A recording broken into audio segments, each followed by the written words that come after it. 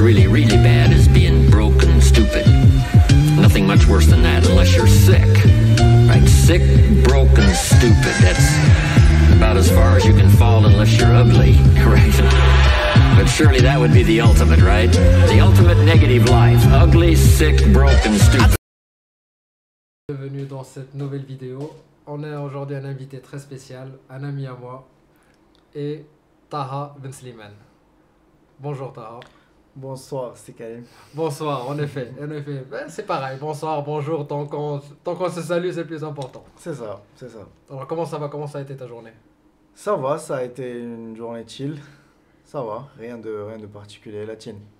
Très bien, On merci s'est beaucoup. rencontrés lors d'un événement d'étudiants Erasmus, même si ni toi ni moi sont des étudiants Erasmus. Ouais. Mais on s'est incrustés dans cet événement, et donc ça fait plaisir d'avoir fait connaissance. C'est vrai, c'est vrai. Je vais pas dire qu'on s'est incrusté, mais parce que moi j'ai un historique avec les Erasmus. Je faisais partie d'Erasmus Student Network. Donc Ouais. c'est une association qui aide les étudiants internationaux et Erasmus à s'intégrer. Et c'était pour moi la voie logique, parce que quand je suis arrivé, on m'a aidé. Du Ouais. coup, c'était tout à fait logique pour moi de retransmettre et de faire la même chose. Ok, ok. Donc tu es un pilier majeur pour l'intégration des étudiants Erasmus ici à Montpellier. Exactement. Et comment On tu, essaye. et comment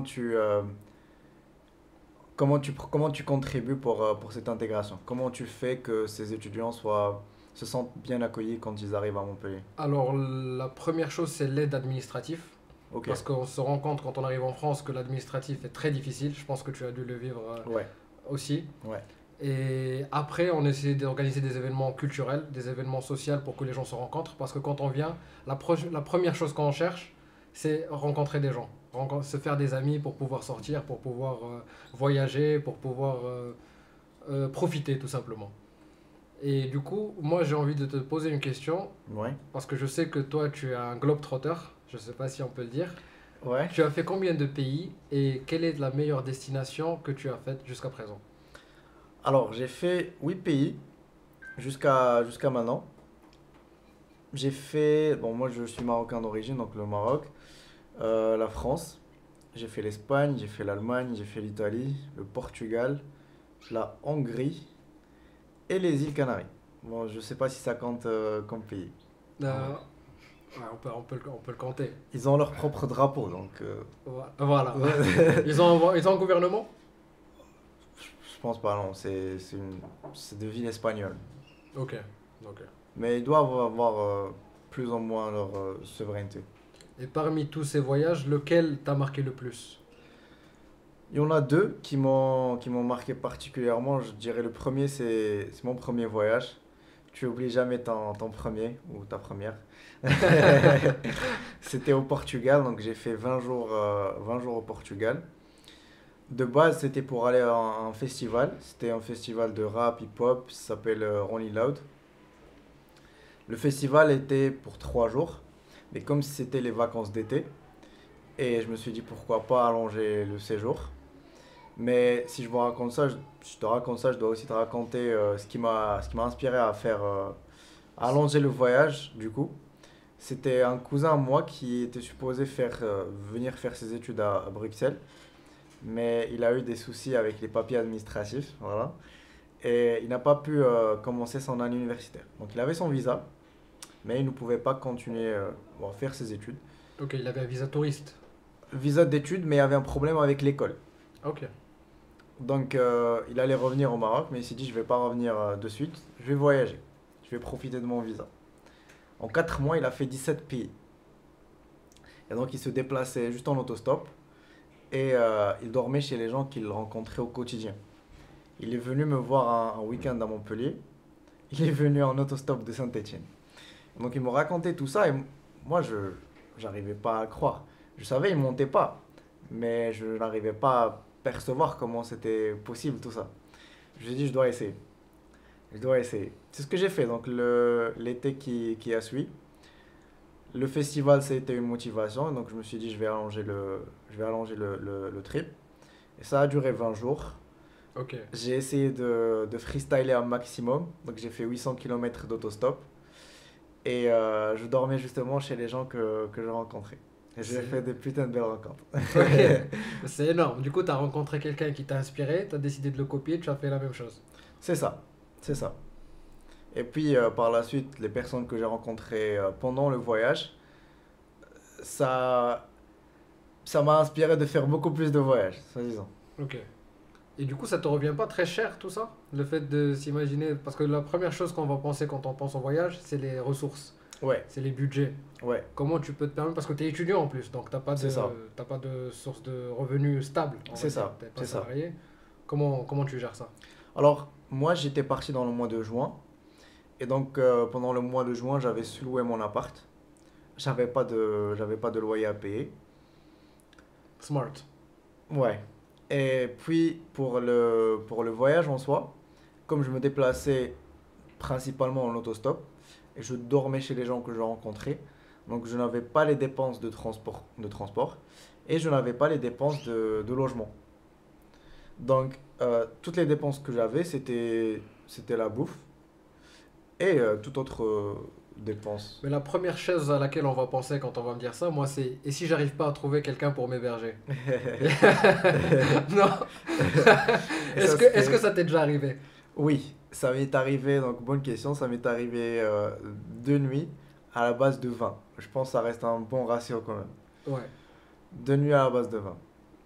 Mais, d'un côté, ça te motive à trouver ou trouver, justement. Ouais. Du coup, ça te pousse à sortir de ta zone de confort. C'est ça. C'était le cas. Et je pense que c'était aussi intentionné. Bon, d'un côté, je voulais le faire pour l'aventure, pour le fun. Mais d'un autre, peut-être même si je m'en suis pas rendu compte dans le moment, mais c'était une grosse sortie de zone de confort. Et le fait de ne pas avoir d'hébergement, bah, ça m'a poussé à aller vers les gens. Bah, étant quelqu'un d'introverti de nature, donc ce n'est pas naturel pour moi d'aller vers les gens et prendre la responsabilité d'entamer une conversation. Donc ça a été une grosse sortie de zone de confort. Énorme. Et je me suis retrouvé obligé d'aller vers les gens. Sinon, je dors dans la rue. Et c'était une bonne motivation d'aller vers les gens. J'imagine, mais félicitations pour ton courage. Vraiment. Merci. Bravo à toi. Et j'ai noté alors quelques questions que je peux te poser. Alors, quel Ouais. conseil donnerais-tu à quelqu'un qui souhaite explorer le monde de la même façon que tu fais? Quelqu'un qui se dit, moi je veux commencer, j'ai envie de voyager aussi, mais il y a cette peur ou quelque chose qui le bloque. Quel conseil tu pourrais donner? Ne pas y donner beaucoup de pensées. Parce que le cerveau humain est conçu pour nous protéger. Comme par exemple, tu vois ouais, c'est bête comme exemple, mais tu vois une belle meuf dans la rue. Et si tu y penses beaucoup, ton cerveau va te donner toute bonne raison pour ne pas y aller.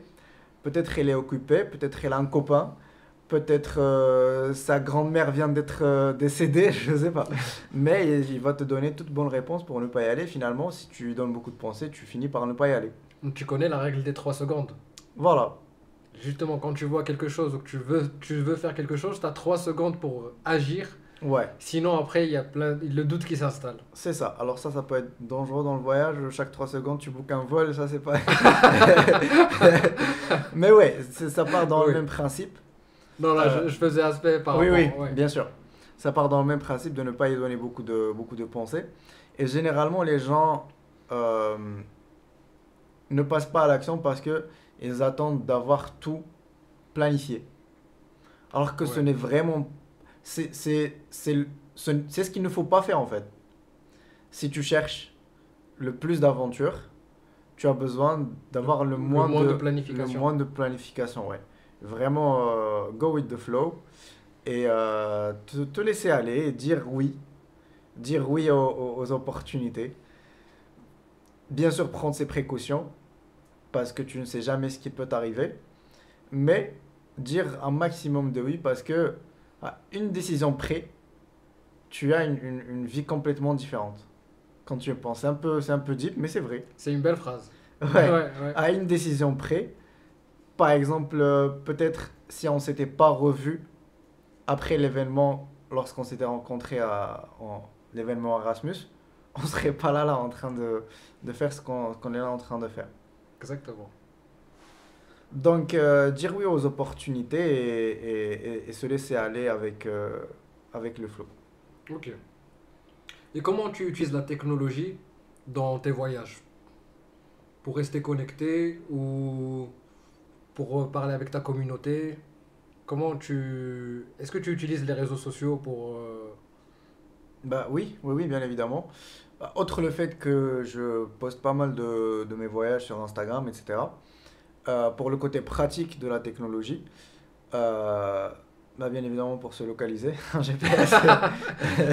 Yes. Ouais, il y a enfin, il y a des GPS qui sont sans connexion.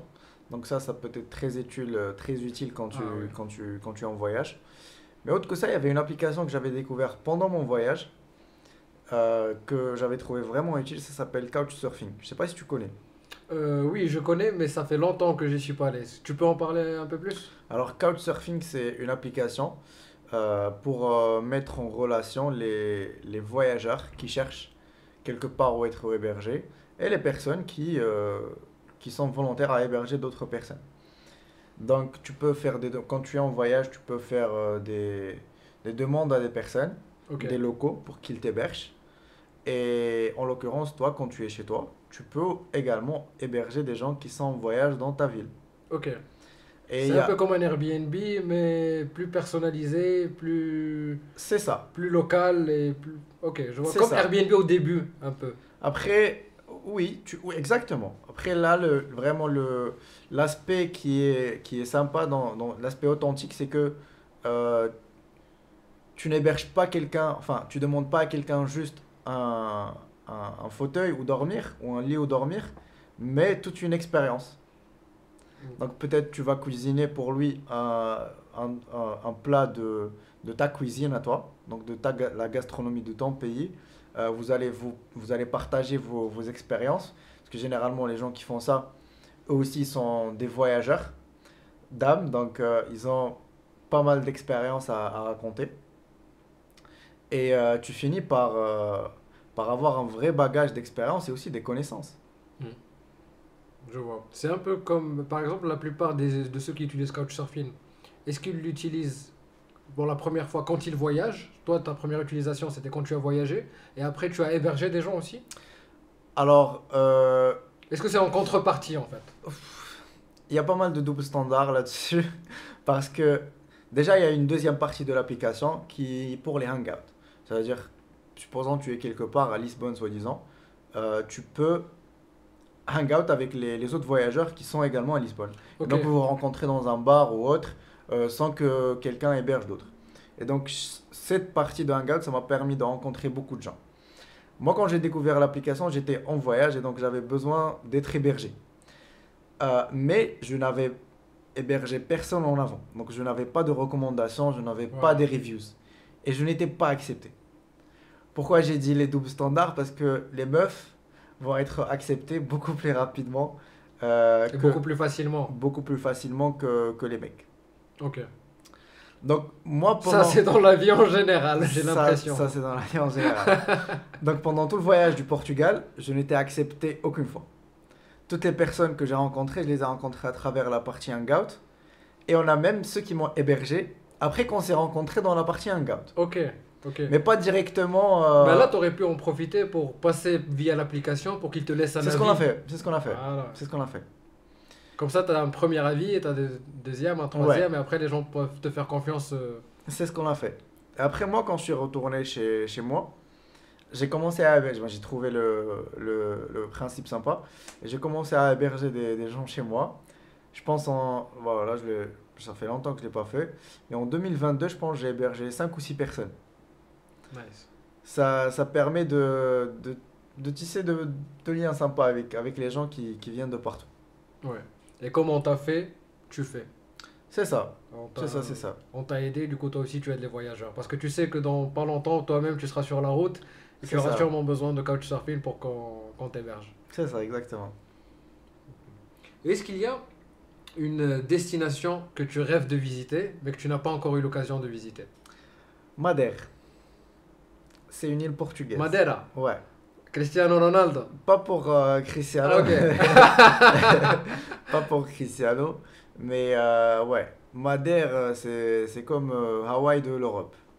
Ok, ah je savais pas, là Ouais. tu m'apprends. La nature là-bas, c'est incroyable.